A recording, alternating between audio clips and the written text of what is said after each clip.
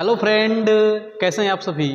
उम्मीद करते हैं कि आप सब बहुत अच्छे होंगे और मस्त होंगे, स्वस्थ होंगे और अच्छे से पढ़ाई कर रहे होंगे। तो दोस्तों, आज हम इस क्लास में कक्षा 10वीं का फिजिक्स चैप्टर 5 का ऊर्जा का स्रोत, इससे संबंधित जितना भी वीवीआई ऑब्जेक्टिव क्वेश्चन है आज के हम इस क्लास में सॉल्व करेंगे। तो बने रहिए मेरे वीडियो में शुरू से अंत तक। और आप सभी से एक छोटी सी रिक्वेस्ट है कि अगर आप मेरे चैनल पर नए हैं तो चैनल को सब्सक्राइब करके बेल आइकन को ऑल पर सेट कर लीजिएगा, जिससे कि हर वीडियो की नोटिफिकेशन आपको समय समय पर मिलती रहे।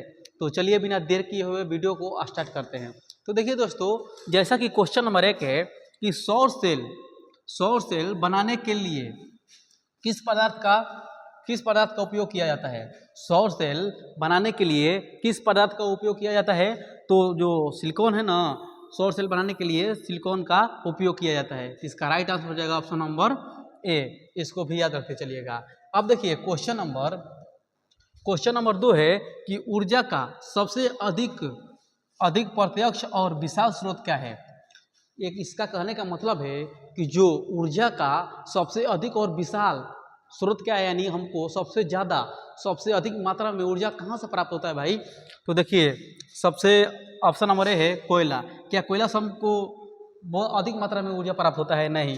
क्या बिजली से होता है? नहीं। क्या परमाणु बम से होता है? नहीं। तो सबसे ऊर्जा होता है ना, हमको कहाँ से मिलता है भाई? तो सूर्य से मिलता है। इसका राइट आंसर हो जाएगा ऑप्शन नंबर सी, यानी सूर्य। इसको भी याद रखते चलिएगा। अब चलिए क्वेश्चन नंबर 3 को देखते हैं।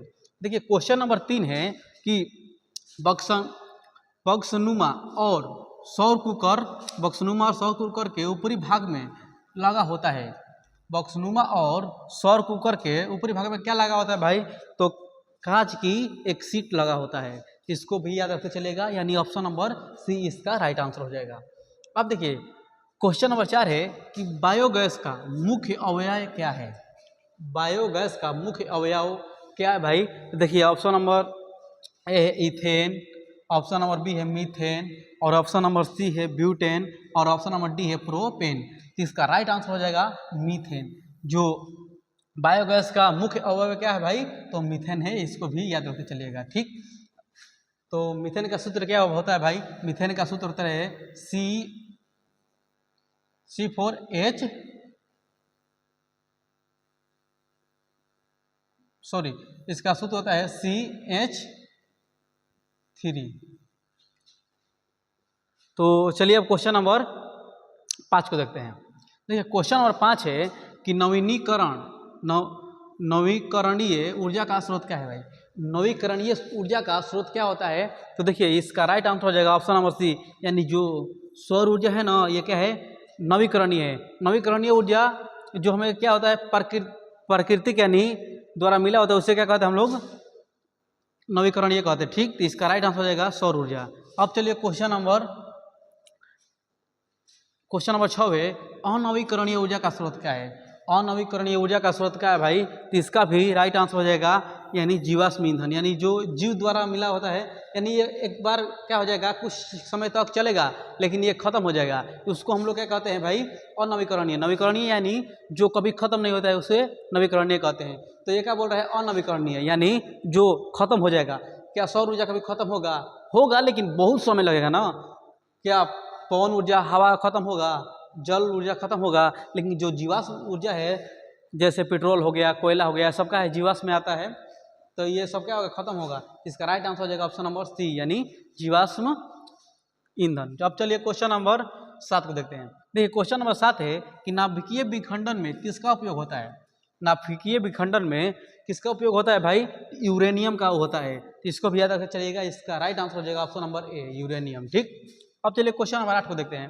देखिए क्वेश्चन नंबर 8 है कि पवन चक्की में किस ऊर्जा का रूपांतर होता है। पवन चक्की है भाई, वो किस ऊर्जा का रूपांतरण करता है? तो सबसे पहले क्या करता है वो? गतिज ऊर्जा का क्या करता है? रूपांतरण करता है। इसका राइट आंसर हो जाएगा ऑप्शन नंबर ए। अब चलिए क्वेश्चन नंबर 9 को देखते हैं। देखिए सौर कुकर के लिए कौन सा दर्पण सर्वाधिक उपयोग है। सौर कुकर के लिए कौन सा दर्पण भाई उपयोग है? तो अभी हम पिछले क्लास में बताए थे कि सौर कुकर में कौन सा दर्पण लगा होता है?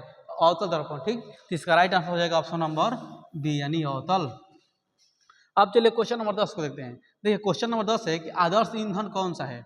आदर्श ईंधन कौन सा है? आदर्श ईंधन आप किसे कहते हैं सबसे पहले जानिए। वो ऐसा ईंधन जिससे ना मतलब किसी मानव या किसी प्राणी को क्षति ना हो, उसी को हम आदर्श ईंधन कहते हैं। तो भाई ऐसा कौन सा ईंधन है जिसको हम आदर्श मानते हैं, तो वो ईंधन है सीएनजी। सीएनजी जो है ना, इससे किसी प्रकार का क्षति नहीं होता है, तो इसलिए हम लोग इसको क्या मानते हैं, आदर्श ऊर्जा। तो इसका राइट आंसर हो जाएगा ऑप्शन नंबर सी। अब चलिए क्वेश्चन नंबर 11 को देखते हैं। 11 है, पृथ्वी पर ऊर्जा का मुख्य स्रोत क्या है। तो पृथ्वी पर ऊर्जा का मुख्य स्रोत क्या है। मुख्य स्रोत यानी हमें पृथ्वी पर मुख्य यानी ऊर्जा कहाँ से मिलता है भाई, तो वो कहाँ से मिलता है, सूर्य के प्रकाश से मिलता है। ठीक, इसका राइट आंसर हो जाएगा ऑप्शन नंबर बी यानी सूर्य। ठीक, अब चलिए क्वेश्चन नंबर 12 को देखते हैं कि सौर सेल और सौर ऊर्जा को किस ऊर्जा में बदलते हैं। सौर सेल जो है सौर ऊर्जा को किस ऊर्जा में बदलते हैं भाई, तो उसका राइट आंसर हो जाएगा विद्युत ऊर्जा में बदलते हैं। ठीक, इसका राइट आंसर हो जाएगा ऑप्शन नंबर सी। अब चलिए क्वेश्चन नंबर 13 को देखते हैं कि जीवाश्म ईंधन जलाने पर कौन सी गैस उत्सर्जित होती है। जब हम लोग जीवाश्म ईंधन को जलाते हैं, जैसे कोयला हो गया, पेट्रोल हो गया, डीजल हो गया, इस सबको हम लोग जलाते हैं, तो उसमें से कौन सी गैस उत्सर्जित होती है, तो SO2, NO2 और CO2। ठीक, ये सब क्या होती है, गैसें निकलती है यानी उत्सर्जित होती है। तो इसका राइट आंसर हो जाएगा ऑप्शन नंबर बी। अब चलिए क्वेश्चन नंबर 14 को देखते हैं कि सौर पैनलों का उपयोग कहाँ किया जाता है। सौर पैनल का उपयोग भाई कहाँ किया जाता है, तो इसका राइट आंसर हो जाएगा, देखिए सबसे पहले उपग्रहों में और कैलकुलेटर में। देखे होंगे कि कैलकुलेटर जो होता है ना, उसमें भी थोड़ा सा छोटा मोटा क्या होता है, सौर सेल लगा होता है, सौर पैनल लगा होता है। ठीक, और स्ट्रीट लाइट में और उपयोग सभी, देखिए इन सभी में क्या होता है, उपयोग करते हैं हम लोग। इसका राइट आंसर हो जाएगा ऑप्शन नंबर डी यानी उपयोग तो सभी। अब देखिए क्वेश्चन नंबर 15 है कि ऊर्जा के पारंपरिक स्रोत का उदाहरण क्या है। ऊर्जा के पारंपरिक स्रोत क्या है, आखिर हम लोग अभी तक ऊर्जा का कौन सा ऊर्जा का हम लोग क्या करते हैं, पारंपरिक स्रोत मतलब किस ऊर्जा का हम लोग क्या करते हैं, उपयोग करते आ रहे हैं, तो हम लोग क्या आ रहे हैं, जीवाश्म ईंधन। इसका राइट आंसर हो जाएगा ऑप्शन नंबर सी यानी जीवाश्म ईंधन। चलिए अब क्वेश्चन नंबर 16 को देखते हैं कि किस देश को पवनों का देश कहा जाता है। किस देश को पवनों का देश कहा जाता है, तो डेनमार्क को पवनों का देश कहा जाता है। ठीक, इसको भी याद रखते चलिएगा। अब चलिए क्वेश्चन नंबर 17 है कि जल विद्युत संयंत्र किस ऊर्जा को विद्युत ऊर्जा में बदलता है। जल विद्युत संयंत्र किस ऊर्जा को विद्युत ऊर्जा में बदलता है भाई, इसका राइट आंसर हो जाएगा स्थितिज ऊर्जा। ठीक, अब चलिए क्वेश्चन नंबर 18 को देखते हैं। देखिए क्वेश्चन नंबर 18 है बायोगैस संयंत्र में अपशिष्ट का क्या होता है। अपशिष्ट का क्या होता है भाई, इसका राइट आंसर हो जाएगा खाद भी होता है और गैस भी होता है, तो यानी इसका ऑप्शन नंबर सी सही होगा दोनों। अब चलिए क्वेश्चन नंबर 19 को देखते हैं कि सौर कुकर का कौन सा भाग ग्रीन हाउस का प्रभाव दिखाता है। सौर ऊर्जा जो है, सौर ऊर्जा का कौन सा भाग ग्रीन हाउस पर प्रभाव दिखाता है, तो इसका राइट आंसर हो जाएगा ऑप्शन नंबर ए यानी कांच की सीट। अब चलिए क्वेश्चन नंबर 20 को देखते हैं कि ग्लोबल वार्मिंग के लिए उत्तरदायी गैस है। ग्लोबल वार्मिंग के लिए कौन सा गैस उत्तरदायी है भाई, तो CO2 यानी कार्बन डाइऑक्साइड। इसको भी याद रखते चलिएगा। अब चलिए क्वेश्चन नंबर 21 को देखते हैं कि प्राकृतिक गैस का मुख्य घटक क्या है। प्राकृतिक गैस का मुख्य घटक क्या है भाई, तो मीथेन है। इसको भी याद रखते चलिएगा। अब चलिए क्वेश्चन नंबर 22 को देखते हैं। देखिए क्वेश्चन नंबर 22 है कि एक उत्तम ईंधन है। एक उत्तम ईंधन कौन सा है भाई, तो जैव गैस जो है एक उत्तम ईंधन माना जाता है, तो इसको भी याद रखते चलिएगा। अब चलिए क्वेश्चन नंबर 23 को देखते हैं कि ऊर्जा का मात्रक है। ऊर्जा का मात्रक क्या है भाई, तो ऊर्जा का मात्रक जूल होता है। इसको भी याद रखते चलिएगा। अब देखिए क्वेश्चन नंबर 24 है कि नाभिकीय संलयन में ऊर्जा का स्रोत। नाभिकीय संलयन में ऊर्जा का स्रोत क्या होता है, हल्के नाभिकों का जुड़ना। ठीक, इसका right answer option number A हो जाएगा। अब देखिए कि सौर जल उष्मक का उपयोग कब नहीं किया जाता है।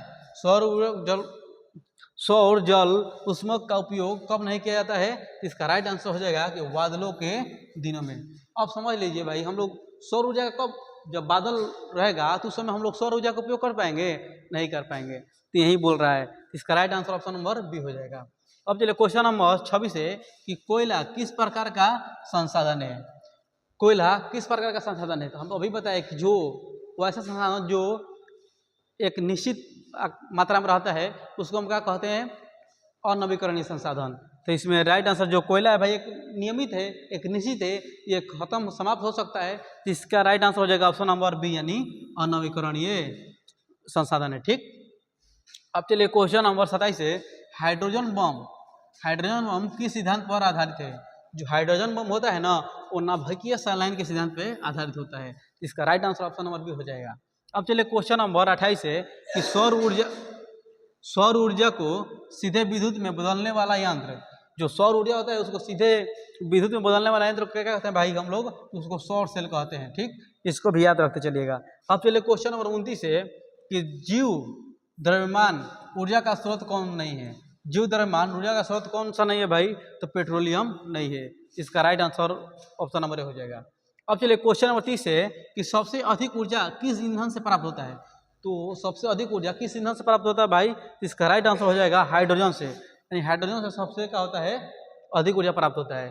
तो दोस्तों उम्मीद करते हैं कि आप सभी को ये आज की क्लास बहुत अच्छी लगी होगी। तो मिलते हैं नेक्स्ट वीडियो में और नेक्स्ट ऊर्जा के साथ, तब तक के लिए धन्यवाद। महाराज